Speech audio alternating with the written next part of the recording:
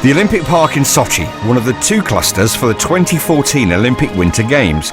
Adjacent to the Black Sea, the park could hold up to 70,000 visitors in 5 competition venues.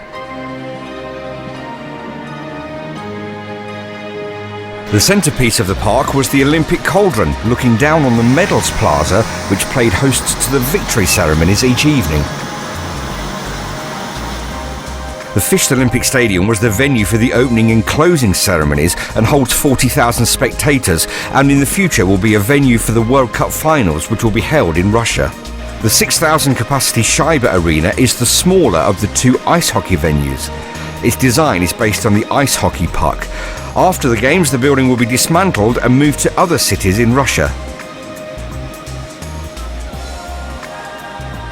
Next door to the Scheibe is the Bolshoi Ice Dome. This is the larger of the 2 ice hockey venues, holding 12,000 spectators. Not only the largest ice hockey venue, but the largest competition venue on the park, and it's one of the most striking buildings. Its design is based on the image of a frozen droplet.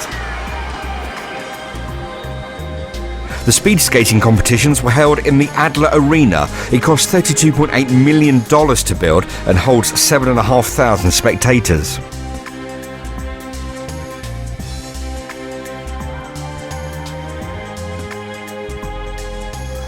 And in the Iceberg Skating Palace, figure skating and short track speed skating competitions were held. This is another movable venue, making it possible to be dismantled and transported for post-games use as a skating centre in other Russian cities. The Ice Cube Curling Centre was the venue for curling. It's the smallest arena in the coastal cluster, holding just 3,000 people. Taking 2 years to build, the arena will continue to stage curling competitions after the Olympic Winter Games have finished. Around the coastal cluster, crowds heading for the competition venues or simply visiting the park were tempted by an array of attractions by the Games sponsors and also by demonstrations from countries around the world. The Olympic Park also played host to dozens of TV studios, each looking towards the cauldron, taking images of the plaza to a worldwide audience of billions.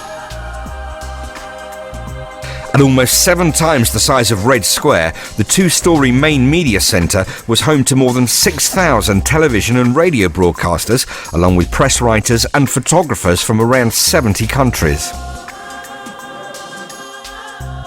The world's biggest TV operation from 2014 was housed in the International Broadcasting Centre. Rights-holding broadcasters built their own studios inside the IBC. Thousands of hours of television were broadcast from the building, which was operational 24 hours a day.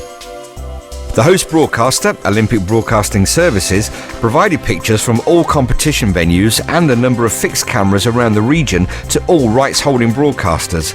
Those images were shown around the world on channels like NBC in the United States, 10 in Australia, Sky in Italy, and of course the BBC in the UK.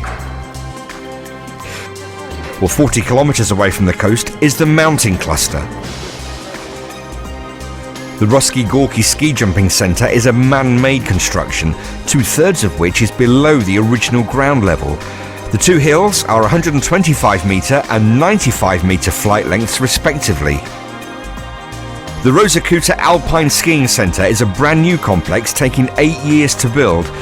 With a grandstand holding 7,000 spectators, it's now the showpiece skiing complex for the whole of Russia. Seating 4,000 in the freestyle skiing area and over 6,000 in the snowboarding areas, the Rosakuta Extreme Park was the venue for both freestyle skiing and snowboarding competitions.